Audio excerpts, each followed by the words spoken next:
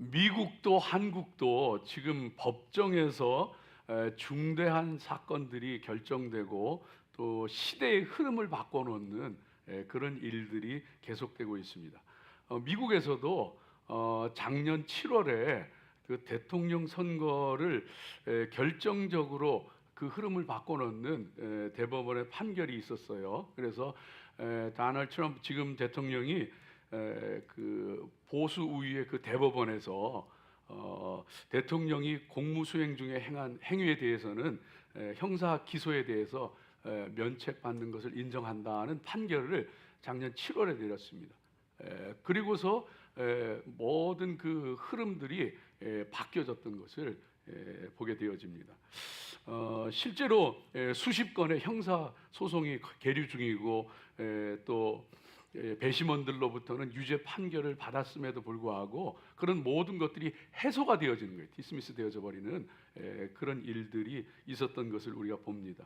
또 한국도 마찬가지죠. 한국에서도 우리 잘 아는 그 야당 대표가 이제 법원에서 또 무죄 판결을 받는 것을 통해서 또 한 번의 어떤 그 흐름이 바뀌어지는 그런 것을 보게 되어집니다. 또 그리고 대통령 탄핵과 관련해서도 헌법재판소의 판결이 아마도 이번 주에 있지 않겠나 싶은데 이런 그 판결들이 늦춰지고 또 판결이 내려지는 것을 통해서 어떤 시대적인 중요한 어떤 그런 그 시점에 서 있는 것을 보게 되어집니다. 그래서 이런 때에 우리 성도들이 더 깨어 기도해야 되는 때인 줄로 믿습니다.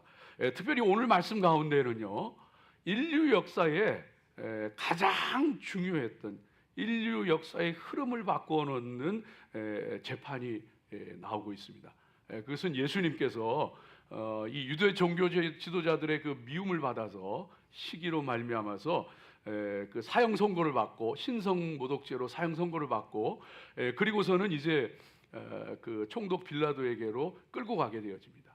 그 이유는 유대 최고 의교 기관이었던 산헤드린에서는 신성 모독으로 사형 선고는 할 수 있었지만은 사형 집행은 할 수가 없어요. 왜냐하면은 로마가 팔레스틴 땅을 지배하던 때이기 때문에 로마의 결정이 있어야지, 로마 정부의 결정이 있어야지 사형 집행을 할 수가 있는 거예요. 그래서 유대 종교 지도자들이 총독 빌라도에게 예수님을 끌고 가서 재판받게 하시는 그런 그 말씀이 오늘 말씀 가운데 나오고 있습니다.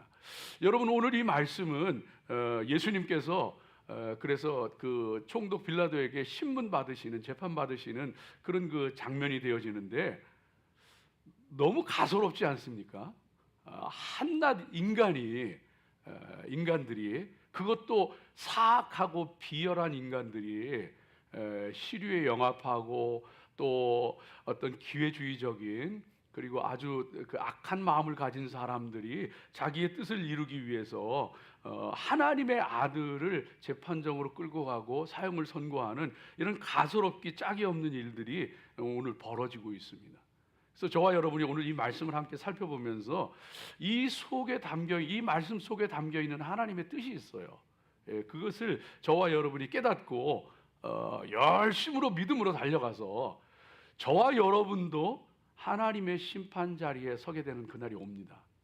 그때에 부끄럽지 않은 저와 여러분 되어지기를 주의 이름으로 축복하고 또 소망하면서 오늘 말씀 함께 나누기 원합니다. 자, 오늘 이 말씀 첫 번째로 하나님이 우리에게 뭘 들려주시느냐 하면은 예수님이 재판정에 서신 것이 아니고 우리가 심판하신 주님 앞에 서 있다는 것을 알아야 합니다. 오늘 말씀이 그걸 우리에게 들려주세요. 예수님이 재판정에 서 계신 것이 아니고 빌라도가 우리가 주님 앞에 심판하시는 주님 앞에 서 있다는 것을 우리가 알아야 돼요. 오늘 말씀 11절 말씀 보면은요, 11절 말씀 한번 보여주실래요? 같이 읽어봅니다. 예수께서 총독 앞에 섰음에 총독이 물어 이르되 네가 유대인의 왕이냐? 예수께서 대답하시되 네 말이 옳도다 하시고 예수께서 총독 앞에 섰음에, 여러분 성경은요 특별히 그 오늘 말씀 가운데도 그런데 뜻없이 쓰지 않습니다. 하나님의 영감을 받아서 쓴 하나님의 그 살아있는 말씀이기 때문에 그 표현도 굉장히 중요한 거예요. 그래서 오늘 표현이 뭐라고 하느냐면 총독 빌라도 앞에 예수께서 섰음에 이렇게 표현하지 않아요. 그렇지 않고 헬라어 원문도 역시 마찬가지로 예수께서 총독 앞에 섰음에 이렇게 표현하고 있습니다. 이 말은 무슨 말이냐 하면은 그 뉘앙스가 달라요. 총독 앞에 예수가 섰다 이렇게 하면은 예수가 한 죄인으로 신문 받기 위해서 서게 되는 그런 모습이에요. 그런데 오늘 저 표현은 그게 아니고 예수께서 총독 앞에 섰음에, 그래서 거기까지만 보면은 예수님이 총독을 심판하기 위해서 총독 앞에 선 것처럼 그런 뉘앙스가 느껴지는 말씀이에요. 그런 표현이에요, 실제로. 그래서 저 말씀이 사실이거든요. 왜냐하면은 총독이 빌라도가 예수를 재판했나요? 아니에요. 영적으로 보면은 예수님이 지금 빌라도를 판단하고 계신 거예요. 심판하고 계신 거예요. 과연 네가 무슨 말을 하는지, 어떤 판단을 내리고 어떤 결정을 내리는지 예수님 보시는 거예요. 그리고 거기에 따라서 빌라도는 영원히 저주받은 사람이 될지 아니면 구원받은 사람이 될지 아니면 그 명예로운 이름이 될지 결정되는 거예요. 예수님이 판단하고 계시는 거예요. 예수님이. 여러분, 우리가 오늘 이 말씀을 우리가 주목해서 받아들여야 합니다. 판단받고 있는 것이 빌라도라고 하는 거예요. 그런데 저와 여러분이라는 거예요. 그런데 많은 경우에 사람들이 자기 멋대로 예수님을 평가하고 판단하고 심지어 판단하고 그 심판까지 합니다. 그래서 어떤 사람들은 예수 위대한 스승이지, 인류 4대 성인 중에 한 사람이고 그 가르침을 따라야 되는데 오늘날 기독교인들은 너무 도그마에 빠졌다, 뭐 이런 얘기들 하면서 자기들이 예수님 평가해요. 위대한 스승이래요. 위대한 가르침을 줬대. 그 말씀 따라야 된대요. 그러면서 예수님 안 믿어요. 오늘 우리도 마찬가지예요. 살아가면서 우리가 하나님 판단하려고 그래요. 우리가 하나님 평가하려고 그래. 특별히 어느 때 그러냐 하면은 사는 게 힘들고 어려울 때, 내 뜻대로 안 될 때, 하나님 도대체 나한테 왜 이러시는 거예요? 하나님 이럴 수가 있는 거예요? 내가 믿음으로 산다고 살고 내가 진짜 다른 사람보다도 다 열심히 산다고 살았는데 나한테 이럴 수 있어요? 하나님? 왜 이러시는 거예요? 여러분, 많은 사람들이 말은 안 해도 속으로 이런 생각 가지고 있는 경우들이 많아요. 성경에도 보면은요, 요나가 그 하나님 앞에 뭐라 그러냐 하면은요, 하나님 왜 이러십니까? 도대체 나한테 박넝쿨 하나가 아깝습니까? 내가 안 한다고 싫다고 했는데 억지로 끌고 와서 니느웨 사람들한테 회개의 메시지 선포하게 하더니 그것도 내가 안 한다는 거 억지로 시키는데, 그래서 이 언덕에 앉아서 박넝쿨에 좀 쉬고 있는데 그게 못마땅해요? 그 박넝쿨 꼭 그렇게 죽게 만들어야 되는 거예요? 하나님 앞에 자기가 하나님 판단하고 평가하고, 하나님 도대체 왜 이러시냐고. 왜 나한테 이거 걷어가시는 거냐? 박농을 걷어가시는 거냐? 판단받고 재판받게 되는 것은 우리들입니다. 이걸 아는 게 얼마나 중요한지 몰라요. 지금 내가 살아가면서 하나님이 저와 여러분 보고 계시고 판단하고 계셔요. 하나님께서 우물가의 여인이 예수님 만났을 때 이 여인이 예수님을 아주 제멋대로 평가합니다. 예수님이 물 좀 달라 하니까, 아이고 잘난 유대인이 왜 나한테 물을 달래? 나는 이방인 여자인데, 개 같은 이방인 여자인데 왜 나한테 물을 달래? 하면서 유대인인 당신이 왜 나한테 물을 달라 그럽니까? 그러니까 예수님이 내가 누군지 알았으면 나한테 네가 물을 달라 그랬을 거다. 그러니까 아이고 물 깃는 그릇도 없으면서 무슨 물을 준다고. 아주 볼품없고 초라한 나그네로 지쳐 쓰러져 있는 우물가에 앉아 있는 유대인, 볼품없는 유대인으로 아주 그냥 폄하한 거예요. 예수님께서 네가 주는 물을 먹는 자는 다시 목마르지만 내가 주는 물을 마시는 자는 다시 목마르지 아니하리라. 그러면서 거기서 급반전이 일어납니다. 그 그물이 있으면 나한테 주시오. 급반전이 일어나는데 예수님이 네 남편 데려와라. 여기서 뒤집어져요. 난 남편 없어요. 옳다. 네 남편 5이 있었는데, 그리고 지금 사는 남편도 네 남편 아니고. 여기서 뒤집어져요. 내가 저분을 평가하는 게 아니고 판단하는 게 아니고, 저분이 나를 보고 계시고 나를 판단하고 계시고 내 속속들이 알고 계시고. 사랑하는 여러분, 저와 여러분이요, 우리가 예수님 앞에 서 있고 예수님 앞에 평가받는다는 걸 깨달을 때에, 그걸 깨달을 때 우리 인생에, 우리 신앙에 중요한 변화와 성장이 일어납니다. 예, 중요한 변화와 성장이 일어납니다. 그래서 그 하나님 앞에 그 욥이 고난 받으면서 얼마나 죽겠다고, 하나님 왜 있으냐고 그냥 원망 아닌 원망 막 쏟아내면서 그러다가 나중에 하나님이 나타나셨잖아요. 그때 욥이 아는 거예요. 그때 욥이 깨닫는 거예요. 하나님, 내가 하나님을 귀로만 들었사옵다. 하나님에 대하여 귀로만 들었사옵나인데 이제 내가 눈으로 주를 보아하나이다. 그 다음이 중요해요. 내가 스스로, 그러므로 내가 스스로 거두어 드리고 티끌과 제위에 회개합니다.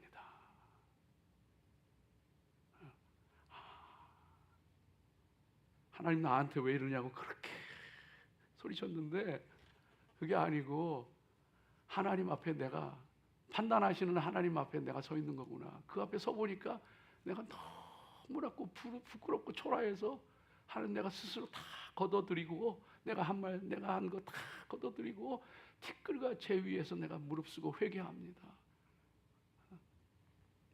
사랑하는 여러분, 저와 여러분이요, 하나님 앞에 정말 내가 일마다 때마다 순간순간 하나님이 나를 보고 계시고 하나님 앞에 내가 서 있고 그분이 나를 판단하시는구나, 평가하시는구나 기억하며 살아갈 수 있는 저와 여러분 되어지길 주의 이름으로 축복합니다. 독일의 그 나치 정권이 한참 그 유럽을 휩쓸고 세계를 그냥 그 엉망으로 만들어 갈 때, 그때에 많은 사람들이 침묵했어요. 신앙인들도 목사들도 다 침묵했어요. 그 중에 한 사람 니멜러, 마르틴 니멜러, 루터 교회 목사이면서 이 고백 교회를 나중에 이끌잖아요. 이끄는데 이분이 하나님 앞에 회개해요. 회개하는데 그 유명한 말을 하잖아요. 나치가 공산주의자를 덮칠 때 나는 침묵했다. 사민당원들을 덮칠 때 나는 침묵했다. 노동조합원들을 덮칠 때 나는 침묵했다. 유대인들을 덮칠 때 나는 침묵했다. 그리고 그들이 나를 덮칠 때 내 곁에는 나를 위해 말해줄 사람이 아무도 없었다. 회개해요. 근데 그 회개하는데, 여러분, 니멜러가 회개하는데 니멜러가 꿈을 꿔요. 하루는 꿈을 꾸는데 7번이나 똑같은 꿈을 꿔요.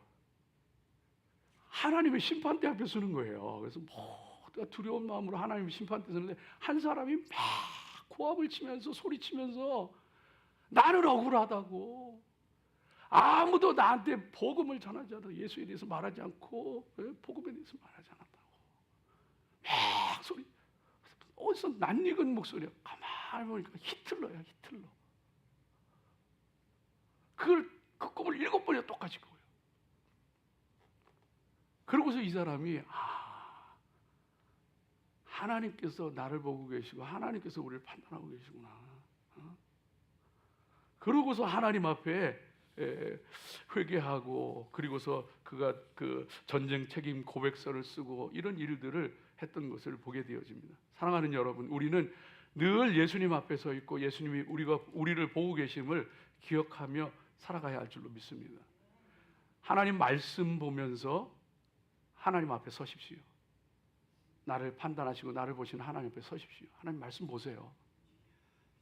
요시야 왕이 성전 보수하다가 그 구석에 처박혀 있는 율법 두루마리를 발견하고 그 말씀 읽을 때에 옷을 찢으며 회개해요. 나라가 이 꼴이 된 게 우리 죄고 내 죄입니다. 나라의 종교개혁을 해요. 하나님 말씀 앞에 서십시오. 말씀 보며 하나님 앞에 서십시오. 기도하며 하나님 앞에 서십시오. 문제 앞에, 현실 앞에 하나님 앞에 서십시오. 어려운 일을 당해도, 힘든 일을 당해도 깨닫지 못하는 영혼이 있고, 그때 하나님 앞에 서는 사람이 있어요. 탕자가 그렇잖아요. 돈 있을 때에는 남부러운 거 없이 살았는데, 하고 싶은 거 다 하고 살았는데, 거지 되고 돼지 먹는 쥐염 열매 먹게 될 때 그때 정신이 번쩍 드는데, 내가 하나님 앞에 죄를 지었구나. 하나님 나보고 계시. 하나님 앞에 내가 세상에 부끄러운 죄인이구나. 아버지 앞에 내가 너무 죄인이구나. 그리고 아버지 앞에 돌아가요. 우리 예수님 앞에 서며 하나님이 날 보고 계시고 날 판단하시는 분이라는 것을 기억하며 살아갈 수 있는 저와 여러분 되어지기를 주의 이름으로 축복합니다. 두 번째로 오늘 말씀 가운데 저와 여러분에게 들려주시는 게 있어요. 그건 뭐냐 하면은, 하나님의 뜻을 이루기 위해서 묵묵히 자기의 길을 걷는 자들이 되라 말씀하세요. 하나님의 뜻을 이루기 위해서 묵묵히 너의 믿음의 길을 잘 달려가라. 주님 앞에서는 그날까지. 예수님을, 오늘 말씀에는요, 예수님을 둘러싼 많은 사람들이 나와요. 근데 그들이 전부 떠들고 악한 말을 하고 거짓말을 하고 선동을 하고 모함을 하고 누명을 씌우고 비겁하게 핑계대고 그 회피하고, 참 얼마나 시끄러운지 몰라요. 이 빌라도라고 하는 사람은요, 기회주의자예요. 그래가지고 그 유대 종교 지도자들이 예수님을 끌고 왔는데 딱 보니까 알겠어요. 오늘 말씀에 나오잖아요. 아, 이 사람들이 시기해서 죽이려고 데리고 왔구나. 벌써 간파한 거예요.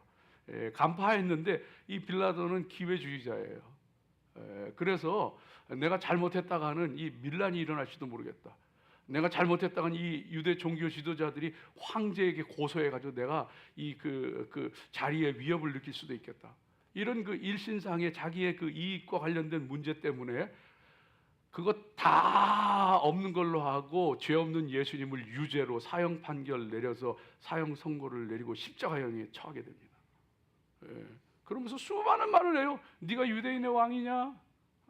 내가 누구를 놓아주랴? 바나바를 놓아주랴? 바라바를 놓아주랴? 예수를 놓아주랴? 손 씻으면서 나는 이 죄, 이 피에 상관이 없다. 많은 말을 하지만 그 말들은 전부 기회주의적이고 자기 이익을 위해서 움직이는 비겁한 그런 말들밖에 없더라고요. 군중들요? 군중들 마찬가지예요. 불과 며칠 전에 호산나 주의 이름으로 오시느냐 다윗의 자손이요. 예수님 올 때 그냥 종려나무 가지를 꺾어서 그냥 흔들면서 겉옷을 거리에 펴서 그냥 환호했던 그들이에요. 메시아가 오셨다고, 하나님 이제 구원하소서 호산나 외치면서. 그런데 며칠이 못 지나서 이 사람들이 이제는 오늘 말씀 가운데 하는 얘기가 십자가에 못 박혀야 되겠나이다. 22절 말씀 가운데 십자가에 못 박혀야 되겠나이다. 십자가에 못 박혀야 되겠다. 이게 군중의 심리예요. 군중들이에요. 그래서 쉽게 선동되고 쉽게 충동적으로 행동하고 깊게 생각하지 않고 휩쓸려서, 그래서 말도 이랬다 저랬다 마음대로 바꾸고 남의 죽음, 남의 아픔은 그 별로 그렇게 중요하게 생각하지 않는 이 모습이에요. 유대 종교 지도자들이요 사악하고 교활하잖아요. 예수님을요 이 사람이 신성 모독을 범한 사람입니다 하면은요 총독 빌라도가 그건 너희들 문제니, 그건 그 죄가 아니니 너희들끼리 해결하라. 사형시킬 수가 없어요. 그러니까 이 총독 빌라도에게 가서 뭐라 그러냐 하면은, 총독 빌라도가 묻잖아요. 네가 유대인의 왕이냐? 그 얘기는 유대 종교 지도자들이 예수님을 유대인의 왕이라고 했다고 고소를 한 거예요. 이 사람이 백성들을 선동해 가지고 로마에 대항하고 세금도 내지 말고 봉기를 일으키려고 했던 사람이다. 이렇게 그것이 그래서 구체적으로 나와 있는 말씀이 누가복음 23장 2절 말씀 가운데 고발하여 이르되 우리가 이 사람을 보매 우리 백성을 미혹하고 가이사에게 세금 바치는 것을 금하며 자칭 왕 그리스도라. 이 사람 반란꾼이에요. 그렇게 고소한 거예요. 거짓, 모함, 사람 죽이려고 자기 뜻을 위해서, 자기 뜻을 이루기 위해서 거짓말도 하고 남도 죽이고 뭐든지 할 수 있는 사람, 이런 사람들로 둘러싸여 있는 거예요 지금. 그들이 전부 소리를 질러. 근데 예수님 침묵하셔요. 한 말씀도 안 하셔. 수많은 사람들이 고소하는데 이런저런 얘기하는데 빌라도가 기이 여겼더라요. 왜 아무 말도 안 하니? 변호하고 항변하고 할 텐데 왜 아무 말도 안 하는 거야? 예수님은 지금 메시아의 침묵을 하고 계신 거예요. 이사야서 53장 7절 말씀 가운데 들려주시는 것처럼 도수장으로 끌려가는 어린 양처럼, 양털 깎는 자 앞에 잠잠한 어린 양처럼 그렇게 조용히 끌려가신 거예요. 그리고 우리를 위해서 우리 대신 십자가를 지시려고 묵묵히 그 십자가, 그 죽음 앞으로 나가고 계시는 그 예수님의 모습을 보게 되어집니다. 여러분, 하나님의 뜻을 이루기 위해서 예수님께서 묵묵히 그 길을 가셨던 거예요. 그렇다면은 저와 여러분도 하나님의 뜻을 이루기 위해서 묵묵히 우리에게 맡겨주신 믿음의 길, 우리에게 맡겨주신 그 사명의 길 잘 갈 수 있는 성도들 되어주시기를 주의 이름으로 축복합니다. 때로 힘들 거예요. 때로 어려울 거예요. 때로 억울할 거예요. 때로 정말 외로울 거예요. 고통스러울 거예요. 그래도 그 길 잘 가시기 바랍니다. 그 믿음의 길 잘 지키고 묵묵히 그 길 가십시오. 욥이 고백합니다. 친구들이 그렇게 너 네 죄 때문에 그렇게 고통받는 거야. 네가 회개해야 문제가 풀리는 거야. 수없이 공격을 쏟아내는데 욥기 23장 10절 말씀 가운데 보면은 욥이 말합니다. 오직 나의 가는 길을 그가 아시나니 그가 나를 연단하신 후에 내가 정금같이 나오리라. 하나님, 내가 이 길 잘 갈게요. 힘들어도 어려워도 이 길 따라갈게요. 사랑하는 여러분, 묵묵히 나의 믿음의 길 가려고 하다 보면은요, 여러분 그 길은 때로는 죽는 길입니다. 예수님 죽으러 가시는 거잖아요. 죽는 길이에요. 여러분도 죽으십시오. 저도 죽고 여러분도 죽고. 자아가 깨지고 내가 죽을 때에 거기 살 길이 있습니다. 거기 생명이 있고 거기 영광이 있습니다. 거기 하나님의 구원이 있습니다. 사랑하는 여러분, 우리 믿음의 사람들이 그래서 우리 오장로님 가끔 그런 얘기 하시는데, 나 예수님 찾아오시고 나부터 나는 잡혀 살아와. 가끔 그런 얘기 하더라고요. 잡혀 살면 너무 평안하대. 너무 좋대. 내가 예수님 안에 죽으면은요, 내가 예수님 안에 죽고 내가 예수님 안에서 깨지고 그럴 때에 거기에 하나님의 은혜가 있고 거기에 생명이 있고, 묵묵히 주님의 길 잘 가시기 바랍니다. 그리고 힘들고 어렵더라도 절대 타협하지 마십시오. 빌라도는요, 부인의 말만 잘 들었어도 이 사람이 이렇게 저주받은 이름이 되지 않는 거예요. 그의 아내는요, 오늘 말씀 가운데 보면 그의 아내가 이 사람에 대해서 해롭게 하지 마십시오 얘기하잖아요. 그런데 외경에 보면, 우리 성경에는 못 들어갔지만 외경에 보면 니고데모 복음이 있는데, 니고데모 복음에 보면 이 여자 이름이 나와요. 클라우디아 프로클라라는 여자였는데 꿈을 꿨어요. 꿈을 꿨는데 천사가 십자가로 이제 끌려가는 그 예수님을 보고서 안타까워서 이분은 죄가 없다 알려주시는 그런 꿈을 꿨다 그래요. 그러고서는 안타까워서 클라우디아가 유대교로 개종을 했다가 나중에는 숨은 그리스도인, 그리스도의 제자가 됐다 그래요. 근데 이 여자가 너무 안타까워가지고 자기 남편에게 가서 얘기한 거예요. 근데 그 남편 빌라도가 그 말을 듣고서도 나름대로 뭐 방법을 찾는 것 같이 하다가 결국에는 사형으로 한 사람 희생되는 게 낫지, 그래야 내 앞길도 편안하지 하면서 그냥 내줘버린 거예요. 십자가형으로 사형을 언도하고 마게 되어지는 거예요. 여러분, 우리 믿음의 사람들, 우리에게 맡겨주신 길이 있어요. 믿음의 길이 있어요. 사명의 길이 있어요. 그거 쉬운 길 아니에요. 아무든지 나를 따라오려거든 자기를 부인하고 자기 십자가를 지고 나를 따를지니라 하셨어요. 그래서 힘들고 어려워도 그 길 잘 가십시오. 불의와 타협하지 말고 거짓과 죄악에 속지 말고 믿음의 길 잘 가십시오. 하나님이 그것을 원하셔요. 이 믿음의 길 잘 달려가면서 때때로는 침묵하십시오.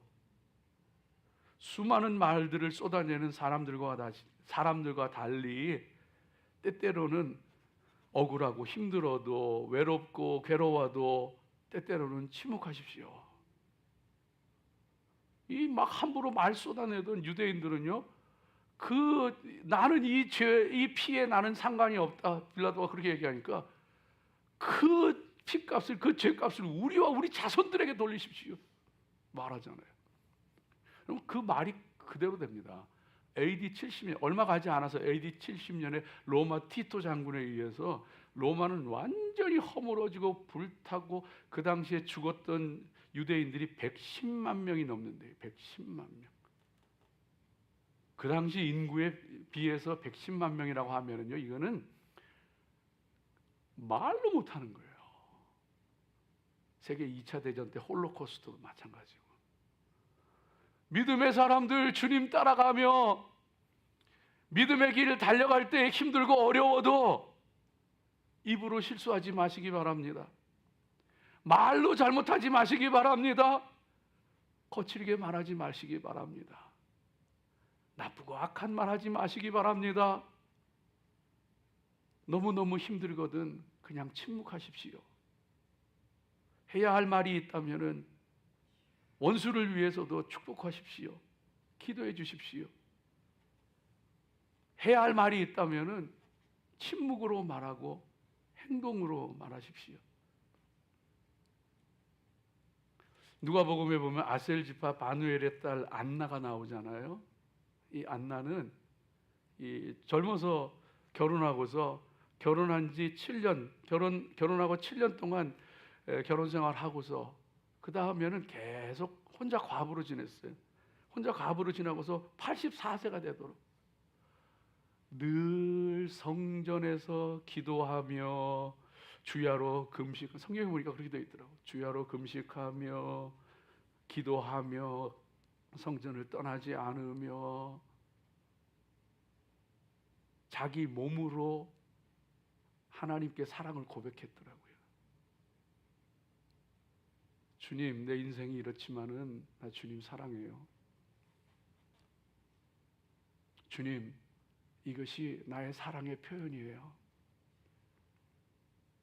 하나님 앞에 기도하고 하나님 앞에 금식하고 하나님의 교회를 떠나지 않고, 우리 사랑하는 성도들 귀하고 아름답게 정말로 하나님 안에서 묵묵히 하나님의 뜻을 이루기 위해서 자기 길 잘 가시기를 주의 이름으로 축복합니다.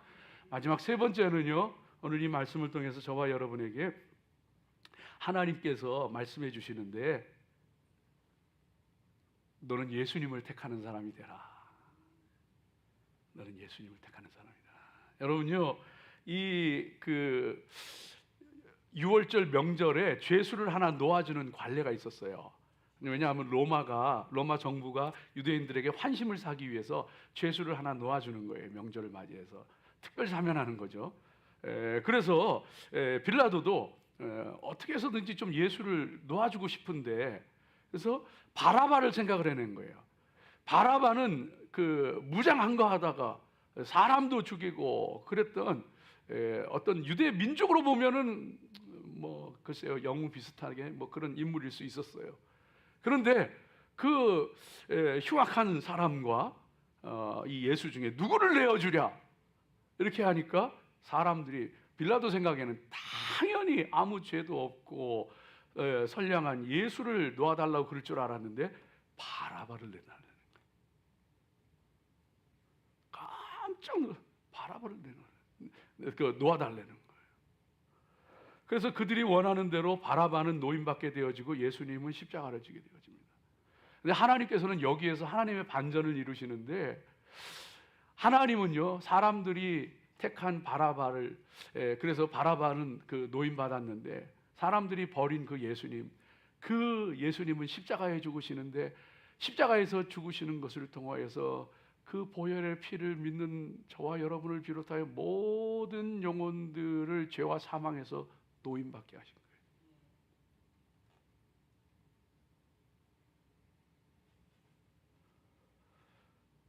그렇다면 이제는 저와 여러분의 차례예요.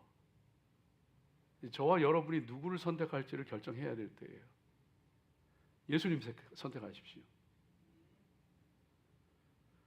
모든 묶인 것, 얽매인 것, 저주와 고통, 모든 것 가운데서 예수님 선택하게 되어질 때 풀려지는 줄로 믿습니다. 예수님께서 죽은 나사로를 살리실 때에 그 나사로야 나오라 얘기하게 되어질 때에 사람들에게 말씀하세요. 그 나사로를 배로 징퉁에 맸단 말이에요. 유대인들의 장사법에 의해서. 그러니까 걸어 나오질 못하는. 그러니까 사람들에게 저 묶은 것을 풀어 놓아 다니게 하여라. 예수님 선택하게 되어질 때에요, 모든 죄와 사망 가운데서 노임받게 되는 줄로 믿습니다. 삶의 고통과 어려움 가운데서 노임받게 되어지는 줄로 믿습니다. 육신의 연약함 가운데서 해방되는 줄로 믿습니다. 예수님 붙잡으시기를 주의 이름으로 축복합니다. 예수님 붙잡는 사람에게 해방과 노임의 역사가 일어나는 거예요. 예수님께서 변화산상에서 내려오셨을 때에 귀신 들린 아이의 아버지가 아이를 고치기를 원하는데 제자들이 못 고치고 있는데 예수님께 말해요. 예수님, 하실만 하거든 한번 고쳐주십시오. 예수님께서 할 수 있거든이 무슨 말이냐? 믿는 자에게는 의심 못함이 없느니라. 그때 그 아이의 아버지가 예수님 앞에, 예수님 내가 믿습니다. 나의 믿음 없음을 도와주시옵소서. 예수님 붙잡는 자에게 노임의 역사, 해방의 역사 일어나는 줄로 믿습니다. 경제적인 문제, 육체적인 문제, 관계의 문제, 모든 인생 가운데 자유케 되어질지어다. 예수님 택할 때에요, 우리 예수님 안에서 해방되어지는 거예요. 바라바를 택하게 되어질 때에는요, 우리 가운데 고통과 죽음만이, 그러나 예수님 택할 때에는요, 우리 삶 가운데서 예수님 택할 때에 거기에 승리가 있는 거예요. 미움보다 사랑을 택하십시오. 원수 갚는 것보다 축복을 택하십시오. 폭력을 택하기보다 온유함을 선택하십시오. 좌절이 아닌 예수 그리스도 안에 있는 소망을 선택하십시오. 하나님께서 저와 여러분에게 분명히 함께 하시고 승리케 하시는 줄로 믿습니다. 기도하겠습니다.